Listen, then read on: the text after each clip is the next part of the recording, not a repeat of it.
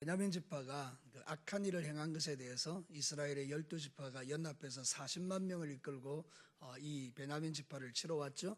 근데 두 번의 전쟁에 걸쳐서 그들이 기대했던 바와 다르게 철저하게 패배를 당하죠. 그래서 이스라엘 백성들이 하나님 앞에 번제를 드리고 화목제를 드리면서 자신들의 죄를 미스바에서 회개하기 시작합니다. 그때 하나님이 그들에게 약속하죠. 내가 너희 손에 붙여줬다.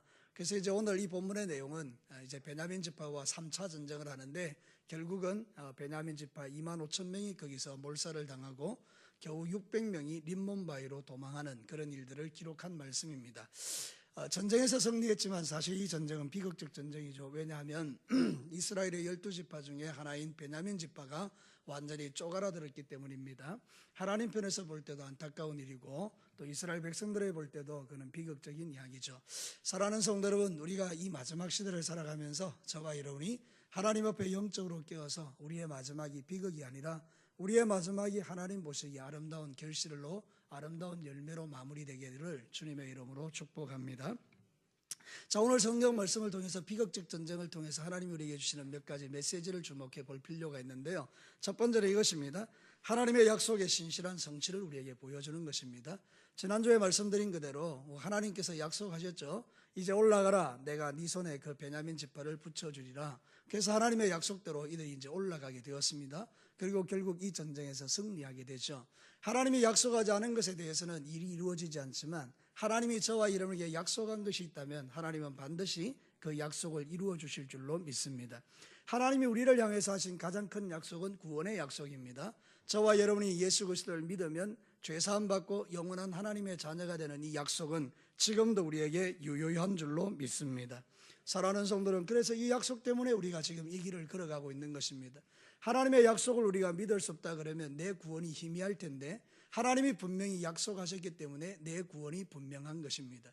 내 신앙의 행위를 바라보면 내가 염려되는 것이 참 많습니다. 왜냐하면 내가 구원받았을까 그런 걱정들이 될 때가 있죠. 그런데 나를 보면 걱정이 되는데 하나님을 보면 걱정이 안 되는 것입니다.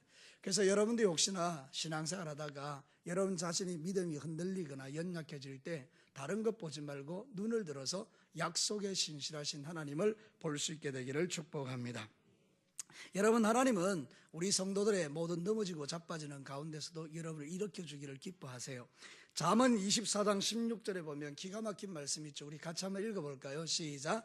대저 의인은 7번 넘어질지라도 다시 일어나려니와 악인은 재앙으로 말미암아 엎드러지느니라. 여러분, 의인이 누구죠? 착한 일 하는 것이 의인이 아니고 하나님의 말씀을 믿고 순종하는 저와 여러분들이 의인들인 줄로 믿습니다. 하나님의 자녀들이 의인이라 그 말입니다. 그렇기 때문에 우리는 7번 넘어져도 주께서 이렇게 세우시는 이 은혜를 저희들이 누리고 살아가는 것이죠. 사랑하는 성도 여러분, 우리 하나님의 약속은 세상 약속과 다르기 때문에 카바난트, 언약이라고 표현합니다. 우리의 약속은 그냥 쉽게 내일 만나자 그래도 못 만나는 경우들이 많지만 하나님은 분명히 당신의 약속하신 바를 이루어 주시기 때문에 그 하나님의 약속을 구별해서 언약이라 이렇게 말하는 것입니다. 오늘 이 성경 본문을 보면 하나님이 약속하신 그대로 이 전쟁에서 승리하도록 도와주시는 것을 볼 수 있습니다. 그래서 35절은 이렇게 말합니다. 오늘 읽지는 않았지만 여러분 35절 말씀을 한번 보시기 바랍니다. 조금 앞쪽에 보면 한 목소리로 한번 읽겠습니다. 시작. 여호와께서 이스라엘 앞에서 베냐민을 치심에 당일에 이스라엘 자손 베냐민 사람 2만 5천 명을 죽였으니 다 칼을 빼는 자였더라. 우리가 그냥 말씀을 쑥 지나가듯이 읽으면 이게 안 보이는데요. 여러분, 사실은 이 전쟁은 누가 지금 하고 있는 것입니까? 이스라엘의 12지파의 연합군인 40만 명이 하고 있는 것입니다. 그런데 오늘 성경에 이 전쟁의 주도권을 누가 가지고 있습니까? 하나님이 가지고 있습니다. 성경이 이렇게 말합니다. 다시 한번 볼까요? 35절에 누가요? 여호와께서 이스라엘 앞에서 누구를 치셨다고요? 베냐민을 치셨다. 전쟁은 사람이 했지만 결국 이 전쟁의 주관자가 누구셨다는 거죠? 약속에 신실하신 하나님요. 만약에 여기 하나님 빼버리면 이 전쟁은 이길 수 없을 겁니다. 여전히 패배하고 여전히 실패했을 것입니다. 그러나 하나님이 그 전쟁에 개입하셔서 약속의 신실하심을 이루어 주시니 이 전쟁에서 승리하는 역사가 일어나더라는 것입니다. 여러분의 인생 가운데 하나님이 계시면 플러스 알파요. 여러분에게 하나님이 없으면 마이너스 인생이 아니겠습니까? 오늘도 사랑하는 성도 여러분, 저와 여러분에게는 하나님이 주님 오시는 그날까지 떠나지 않는 줄로 믿습니다. 왜냐하면 예수 그리스도의 별명이 임마누엘이기 때문입니다. 임마누엘이 뭐죠? 하나님이 우리와 함께 하신다. 하나님은 우리에게 한번 오시면 떠나지 않습니다. 그러면 하나님이 여러분과 함께 하시면 여러분은 실패도 일어날 거고 여러분은 어쨌든지 이기는 자로 결론을 짓게 될 것입니다. 그러므로 사랑하는 성도 여러분, 오늘도 여러분의 실력 없는 여러분 자신을 의지하지 마시고 실력 없는 사람을 의지하지 마시고 전능하신 하나님 바라보고 오늘도 믿음에서 승리하는 저와 여러분과 저가 될 수 있기를 축복합니다. 성경은 그런 면에서 탁월한 책입니다. 하나님의 약속을 우리에게 주는 책이기 때문입니다. 제가 여러분에게 한번 물어보겠습니다. 성경은 두 권으로 나누어져 있죠. 뭘로 나누어져 있습니까? 구약과 신약. 왜 약이라고 하죠? 약속이기 때문입니다. 하나님의 약속이라서 성경인 것입니다. 그래서 성경은 약속의 책인 것입니다. 그래서 우리가 이 성경에 있는 내용의 말씀을 믿으면 바랄 수 없는 중에 바라고 믿는 자에게 역사가 일어나는 것입니다. 여러분, 아브라함이 그렇지 않습니까? 로마서에 보면 4장에 18절에 이렇게 말합니다. 아브라함이 바랄 수 없는 중에 바라고 믿었다 이렇게 말합니다. 자기의 몸은 죽었고 아내의 몸도 죽었는데 바랄 수 없는데 하나님의 약속이 뭡니까? 너에게 내가 씨를 주리라. 그 씨로 말미암아 모든 민족의 조상이 되게 할 것이다. 하나님 약속하신 것을 바랄 수 없는 중에 바라고 믿은 거죠. 오늘도 저와 여러분이 바랄 수 없는 중에 바라는 것들 많이 있죠. 아직도 이루어지지 않은 것 많죠. 그래도 우리가 포기하지 말아야 하는 것입니다. 그것이 하나님의 신실하신 약속을 믿는 자의 자세인 것입니다. 에이, 하나님 올해도 안 들어주시고 2017년도 다 지나가는데 하나님 이제 안 믿을래요. 그래서 여러분들이 저 구석에다 밀어놓은 거 있으면 다시 주섬주섬 가져와 가지고 탁탁 털고 하나님 옆에 딱 갖다 놓고 하나님 내가 다시 약속을 신뢰합니다. 주님이 이루어 주실 줄로 믿습니다. 바랄 수 없는 중에 바라고 믿었던 아브라함처럼 내게도 주신 약속이 이루어질 줄로 믿습니다. 그리고 우리가 가는 겁니다. 왜냐하면 사람은 믿을 수 없지만 하나님은 약속에 신실하신 하나님이시기 때문입니다.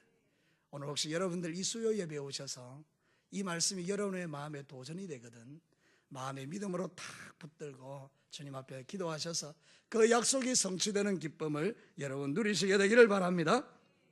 신명기 7장 9절을 한번 보실래요? 신명기 7장 9절에는 우리에게 이렇게 말씀하고 있습니다. 그런즉 너는 알라 오직 내 하나님 여호와는 하나님이시요 신실하신 하나님이라. 그 뒤를 여러분 한번 읽어보십시오. 시작. 그를 사랑하고 그의 계명을 지키는 자에게는 천대까지 그의 언약을 이행하시며 인애를 베푸신다. 몇 대까지요? 천대가 어느 정도죠? 이스라엘 백성들에게 있어서 천대는 영원하다는 뜻입니다. 하나님의 약속은 영원히 이루어지는 약속이라 이런 뜻입니다. 한 1000년쯤 지켜주고 그 다음에는 몰라 이런 게 아니고 영원히 하나님 약속한 것을 지켜주신다는 거예요. 그래서 사랑하는 성도 여러분, 세상에서 가장 지혜롭고 복된 인생은 하나님의 약속 안에서 살아가는 사람입니다. 성경의 전 역사는요, 성경에 있는 전체 역사는 하나님의 약속이 이루어지는 이야기입니다. 오늘도 그 약속 안에 있는 저와 여러분들은 하나님이 나에게 주신 그 약속이 진짜임을 믿기에 이 힘들고 어려운 믿음의 길을 터벅터벅 걸어가는 것입니다. 이 좁은 길을 눈물 흘리며 지나가는 것입니다. 사랑하는 성도 여러분, 그래서 오늘도 끝까지 승리하시는 우리 성도들이 되시기를 주의 이름으로 축복합니다. 혹시 하나님께서 여러분에게 꿈이나 환상으로 말씀으로 약속하신 것이 있다면 절대로 그것을 함부로 취급하지 마시고 꼭 붙들고 주님 앞에 믿음으로 돌파하시기 바랍니다. 언젠가 그것이 이루어지는 날 하나님께 영광 돌리시고요, 그래서 여러분의 삶 가운데 살아계신 하나님을 간증할 수 있게 되기를 바랍니다. 오늘 이 성경 본문은 그 이야기를 먼저 하는 것입니다. 하나님이 올라가라 네 손에 붙여주었다. 그 약속 그대로 이스라엘 백성들이 똑같은 전쟁 상황 아닙니까? 여러분, 2번이나 졌던 전쟁이 아닙니까? 3번째 이긴다는 보장이 있겠습니까? 그런데 하나님의 약속을 믿고 들어갔더니 하나님께서 이기게 하신 것입니다. 사랑하는 성도 여러분, 그만큼 하나님의 약속을 믿는 것은 대단히 중요한 것입니다. 아무리 예수님이 네 죄를 용서하신다고 해도 내가 안 믿으면 안 되는 것이고 그 약속을 믿으면 구원받는 것입니다. 기도하면 응답받는다고 아무리 약속해줘도 기도 안 하면 헛것이고 그 약속 믿고 기도하면 응답받는 것입니다. 사랑하는 성도 여러분, 우리 하나님은 약속에 있어서 신실하신 하나님이십니다. 자, 두 번째는 하나님의 심판의 증거는 화가 임하나 깨닫지 못하는 것입니다. 여러분, 지금 베냐민 지파가 하나님 앞에 악을 행하다가 결국 하나님의 징계를 받죠. 돌아올 수 있는 기회들은 참 많이 있었던 것 같습니다. 이스라엘의 12지파가 먼저 사절단을 보내죠. 우리가 너희들하고 전쟁하고 싶은 것이 아니다. 그 기브아 민족 못된 놈들만 넘겨달라. 이렇게 이야기한 것입니다.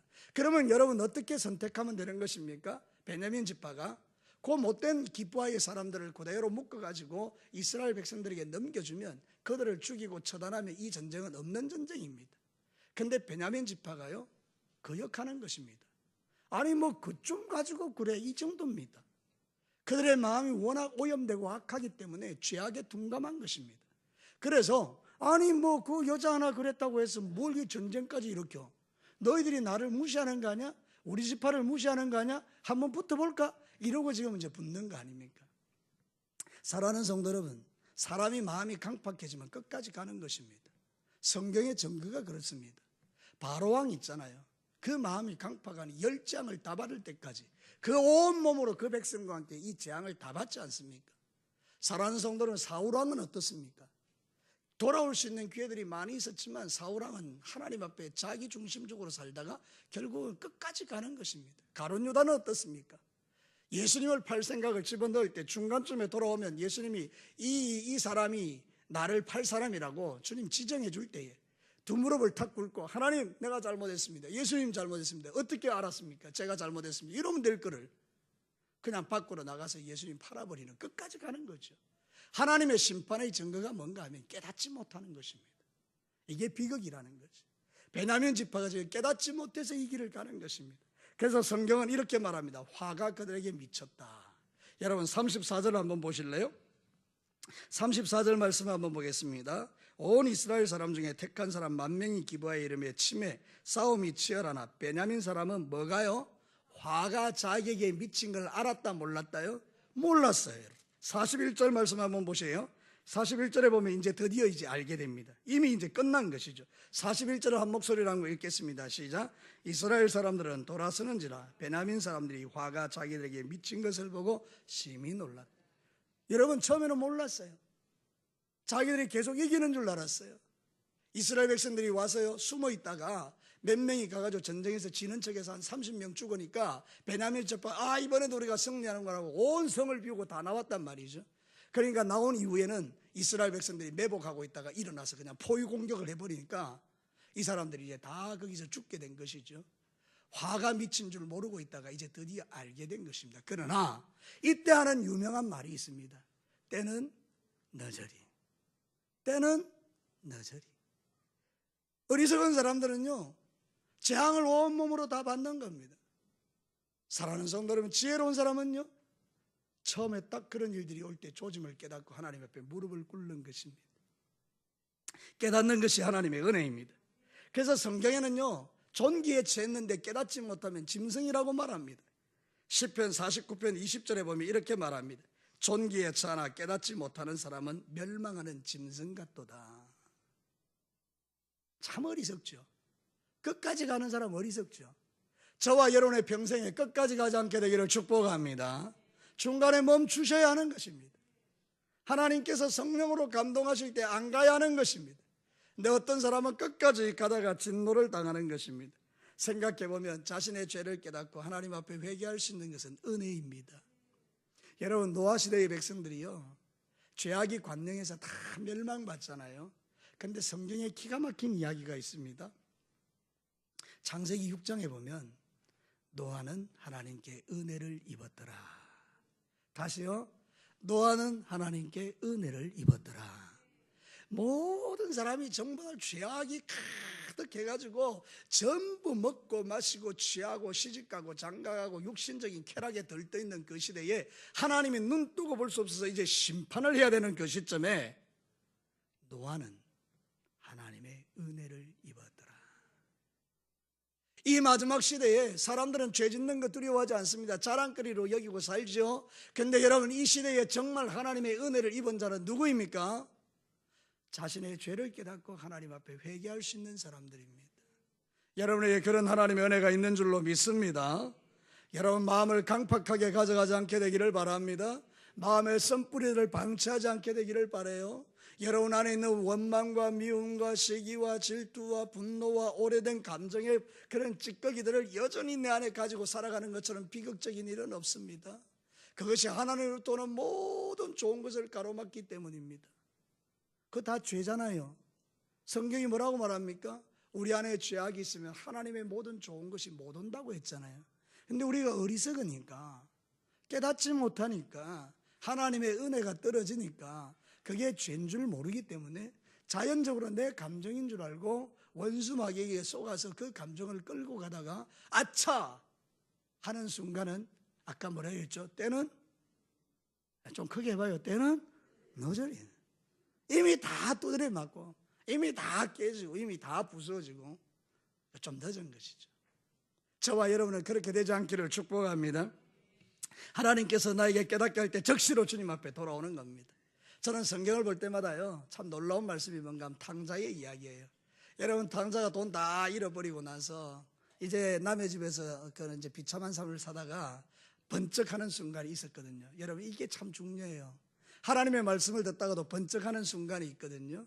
제가 그 용호제일교회 그 나완자교회에 있었을 때 그 권사님 한 분이 계셨어요. 박 권사님이라는 분인데, 저하고 나중에 식사를 따로 하면서 이러더라고요. 그때는 제가 전도사님이었거든요. 전도사님이 설교할 때는 뭔가 번쩍하는 게 하나 있습니다. 이러더라고요. 여러분, 그게 뭔가 하면 하나님께서 각자에게 하나님이 번쩍하고 주는 데 있더라고요. 그러니까 여러분, 그걸 딱 붙드는 거예요. 그래서 하나님 앞에 번쩍할 때, 하나님 이렇게 되는 건데, 깨닫고 말이죠. 근데 어리석으면 그 말씀을 못 깨닫는 거죠. 근데 탕자가 번쩍하는 순간이 왔어요. 하나님의 은혜죠. 누가복음 15장 20절에 보면 뭐라 하면, 이에 일어나 아버지께로 돌아가니라. 아직도 거리가 먼데 아버지가 그를 보고 측은히 여겨 달려가 목을 안고 입을 맞추었다는 말씀이 있어요. 근데 이거보다 앞선 말씀에 뭐가 이러냐면, 내 아버지께로 돌아가리라. 요게 중요한 거예요. 그 순간에 거기서 아버지께로 돌아가리라. 아버지께로 가면 내가 거기서 품꾼이 하나같이 지내겠지만 그래도 거기는 풍족함이 있으니 내 아버지께로 돌아가리라. 이 번쩍하는 그게 은혜라는 거예요. 사랑하는 성도를 우리로 말하면 회개하는 게 은혜라는 거예요.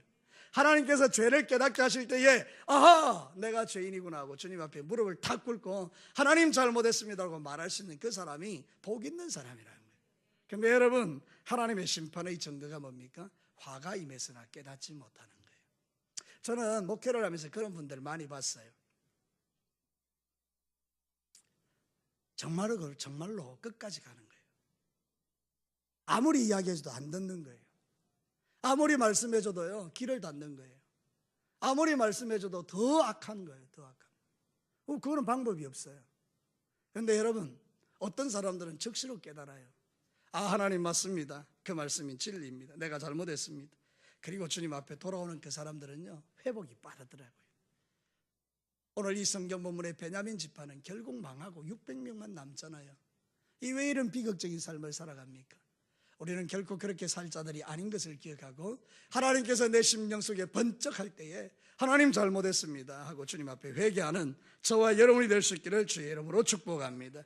문제가 생기면 다른 데서 살펴볼 필요 없이 하나님, 내 심령을 돌아봅니다. 뭐가 문제입니까? 왜 이런 일이 나에게 일어난 것입니까? 하나님, 부부싸움 가운데도, 자식들의 문제 가운데도, 사업의 문제, 직장의 문제, 교회에서 신앙사라는 가운데 일어난 수많은 문제 속에서도 여러분, 하나님의 음성을 들을 수 있는 자가 복이 있는 것입니다. 여러분, 하나님의 음성을 꼭 여봐라 이래야 하나님의 음성입니까? 아니에요. 다른 사람의 말 속에도 하나님의 음성이 들어있어요. 아이의 말 속에도 하나님의 음성이 있더라고요. 제가 아이들을 키워갈 때 보면요, 우리 찬영이나 찬비, 찬주가 학식 지나가는 말로 툭툭 던지는 그 말 속에도요, 문제의 해답이 있더라고요. 하나님의 음성이 있더라고요. 어떤 사람하고 대화하는 중에도요, 그 사람의 이야기 속에 하나님의 음성이 있더라고요. 귀를 열고 들으면 모든 게 다 들리는 거죠. 근데 여러분, 귀가 딱 닫히면 안 들리는 거예요. 그게 비극이라는 거죠.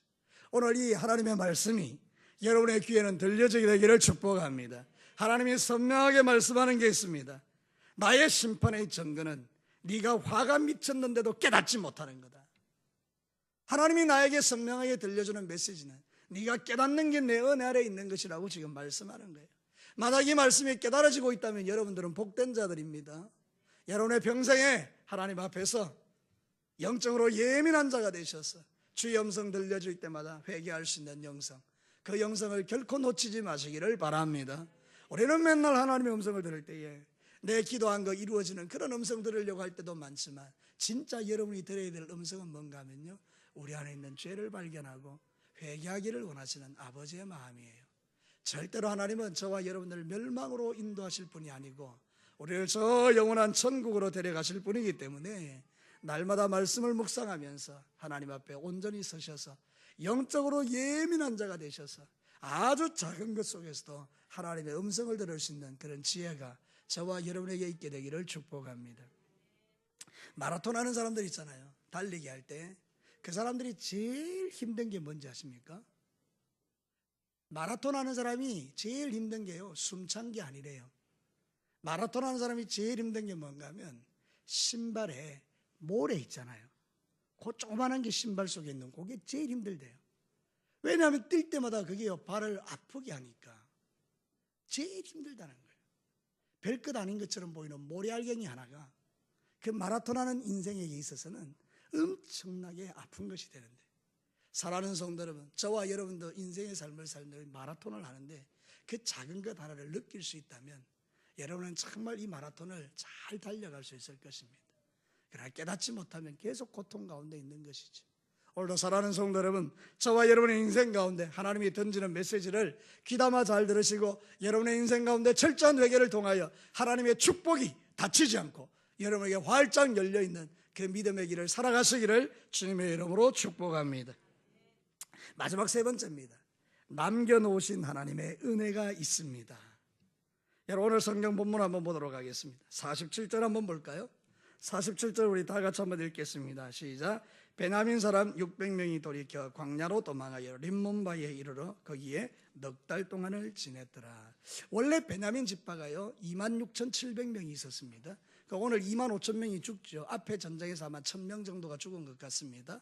그리고 나서 남아있는 백성들이 600명이에요. 여러분 한번 생각해 보죠. 왜 600명 남겨놓았을까요? 그냥 없애버리시지. 하나님의 뜻이 없애는 데 있지 않은 것입니다. 그들의 죄를 징계는 했지만 하나님은 그들을 남겨놓기를 원하셨던 것입니다. 성경에 보면 남은 자에 대한 이야기가 많습니다. 거루터기라는 말도 있습니다. 나무를 다 잘라냈는데 뿌리가 남아있으니 그 거루터기에서 싹이 나고 잎이 나고 새로운 나무가 줄기가 생기는 것이죠. 하나님은 저와 여러분의 인생 가운데에 남겨놓으신 은혜가 있습니다. 죽을 것 같지만 죽지 않게 하시는 하나님의 은혜가 있다는 것입니다. 하나님의 뜻은 여러분을 멸망시키는 게 아닙니다. 하나님의 뜻은 여러분을 살려내시는 것인 줄로 믿습니다. 그래서 예레미야 선지자는 이렇게 놀라운 이야기를 합니다. 예레미야가 3장 22절 23절 우리 제자훈련생들은 이거 암송도 하고 그랬는데요. 한번 읽어보겠습니다. 시작. 여호와의 인자와 긍휼이 무궁하심으로 우리가 진멸되지 아니함이니이다. 이것들이 아침마다 새로우니 주의 성실하심이 크시도소이다. 여러분 어때요? 하나님의 인자와 자비가 너무 긍휼이 크시기 때문에 우리가 뭐가 되지 않는다고요? 진멸되지 않아요. 근데 이게 아침마다 새롭다는 거예요. 아침에 눈 뜨면 동진아 너는 망하지 않을 거야. 하루 종일 살면서 죄를 많이 지었는데 저녁에 잠들 때 주님 잘못했습니다. 용서해 주십시오. 아침에 눈 뜬 때에 주님 말씀하십니다. 동진아 너는 잘 될 거야. 그것이 우리가 세상을 살아가는 힘이 아닙니까? 여러분의 인생도 마찬가지예요. 아침마다 새로운 거예요. 저녁에는 막 불안한 거예요. 하나님 내가 지은 죄도 있고 내가 이래가지고 죽겠습니다. 그런데 아침에 되면 주님이 말씀하는 거예요. 너는 죽지 않을 거야. 내가 너와 함께해. 오늘 하루도 네가 불 가운데 지나가거나 물 가운데 지나갈 때도 나는 너를 지켜줄 거야. 주님 아침마다 새롭게 우리의 마음을 일으켜 주실 줄로 믿습니다. 그러니까 사랑하는 성도 여러분 힘을 내십시오. 용기를 내십시오. 오늘 이 성경 본문에 이스라엘 지파의 그 베냐민 지파 600명을 남겨놓으시는 하나님의 사랑을 우리에게 들려주시는 것입니다. 비극적인 전쟁이지만 그 전쟁의 끝에 하나님이 남겨놓으신 은혜가 있다는 거죠. 어떤 때는 제가 생각해 보니까 신앙이 바닥을 칠 때가 있더라고요. 목사인 저도 그냥만 밑바닥으로만 믿음이 다 추락해가지고 정신없는 삶을 살아갈 때가 있더라고요. 그죠? 근데 여러분 그래도 그 속에서 살아남는 이유는요, 그때 하나님이 남겨놓으신 은혜가 있어서 그 은혜를 통하여 다시 회복시켜 주시고, 그래서 하나님께서 내가 너를 사랑한다, 힘을 내, 용기를 내, 일어나봐, 달려볼래, 내가 뒤에서 밀어줄게. 그래서 이 풍랑 인연하여 더 빨리 가는 은혜가 일어나더라고요. 그래서 우리가 잘 부르는 찬양이 그거 아닙니까? 그죠? 이 풍랑으로 인하여 더 빨리 갑니다. 참 어려웠던 시절에 이 찬송이 힘이 됐던 것 같아요. 그래, 지금 풍랑은 일어나지만 이것 때문에 더 빨리 갈 수 있어. 하나님은 더 빨리 가게 하실 거야. 여러분, 지금 혹시 여러분들 가운데에 여러분의 죄 때문이거나 아니면 여러분의 환경 가운데에 좀 어렵고 힘든 일을 만나신 분들이 있겠지요. 이 풍랑으로 인하여 더 빨리 간다는 믿음이 여러분에게 있게 되기를 축복합니다. 하나님은 남겨놓으시는 거예요. 감당할 수 있는 은혜를 남겨놓으시는 거예요. 그래서 그 600명을 통하여 다시 베냐민 지파를 일으켜 세우시고, 그래서 하나님의 12지파가 완전히 쪼그라들지 않도록 보호하시는 하나님의 은혜를 우리에게 가르치시는 것이죠. 그렇지만 생각해보면 하나님이 이렇게 나를 사랑하심에도 불구하고 조금만 마음이 풀어지면 적시로 이전에 행하던 악을 행하는 내 모습을 볼 때가 많습니다. 주님 오시는 그날까지 여러분의 마음을 풀어 헤치게 만드는 원수 마귀에게 속지 않게 되기를 바랍니다.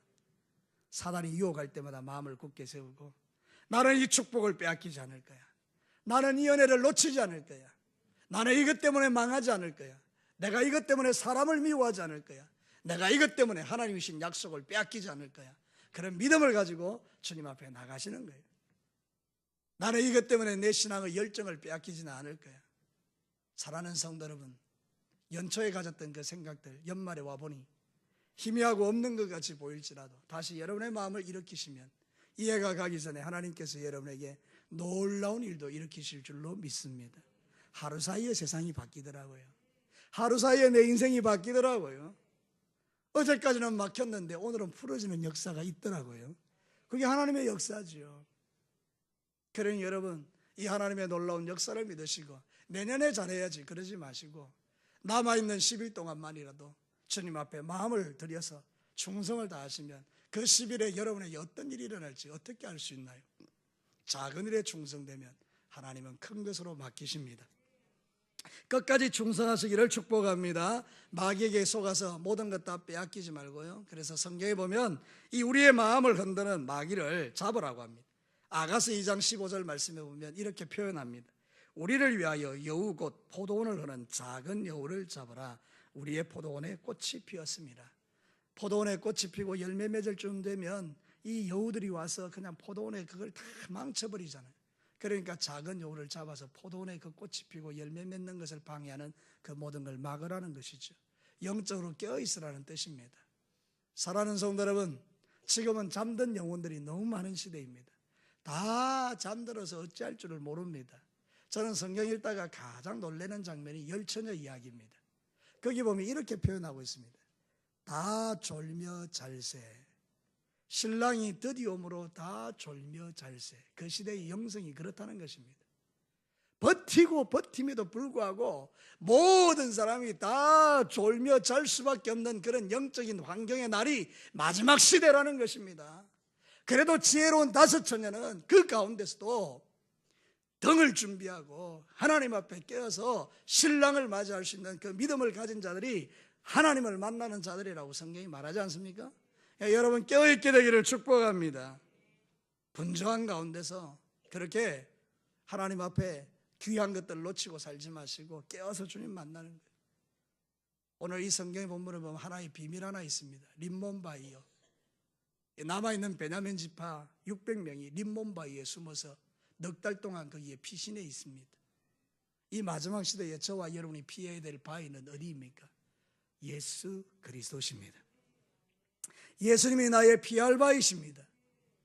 그래서 이 마지막 시대에 여러분 믿음 생활이 힘들고 어려울 때에 여러분들은 예수님에게 피하셔서 그분이 공급하시는 은혜와 힘으로 새 힘을 얻고 독수리처럼 날개치며 솟아올라 어떤 영적 전쟁에서도 지지 않고 승리하는 우리 모든 성도들이 되시기를 주의 이름으로 축복합니다. 말씀을 마치겠습니다. 오늘 성경은 간단한 이야기를 우리에게 합니다. 베냐민 지파와 이스라엘 지파 간의 전쟁에서 이제 3차 전쟁에서 승리하게 되는데 첫 번째 주시는 메시지는 여호와의 신실하심입니다. 약속한 것을 반드시 이루어 주시는 하나님입니다. 두 번째는요, 깨닫지 못하니 그게 화가 되는 것입니다. 깨닫는 게 하나님의 은혜입니다. 주님이 죄를 깨닫게 하거든 즉시로 회개하고 주께로 돌아오는 이 은혜가 저와 여러분에게 있게 되기를 축복하는 것이죠. 그리고 하나님이 남겨놓으신 하나님의 은혜가 있어요. 이 베냐민 지파 600명을 남겨놓은 것처럼 우리를 죽지 않도록 보호하시는 하나님의 은혜가 있습니다. 혹시라도 여러분들 가운데 이제 나는 정말로 믿음 생활하기 너무 힘들어요. 그래도 여러분 찾아보십시오. 하나님이 일어설 수 있는 그 남겨놓은 은혜가 있어요. 그 은혜 붙들고 일어서시면 노아 같은 시대를 할지라도요, 노아를 향하여 하나님의 은혜를 입었다 이렇게 말씀하는 것처럼 저와 여러분에게 그런 은혜를 주셔서 넉넉하게 세상을 이기게 하실 줄로 믿습니다. 주님의 이름으로 승리하는 또 3일이 되시기를 주의 이름으로 축복합니다. 같이 한번 기도하겠습니다. 이 시간에 우리가 기도할 제목은 이것입니다. 하나님, 주님의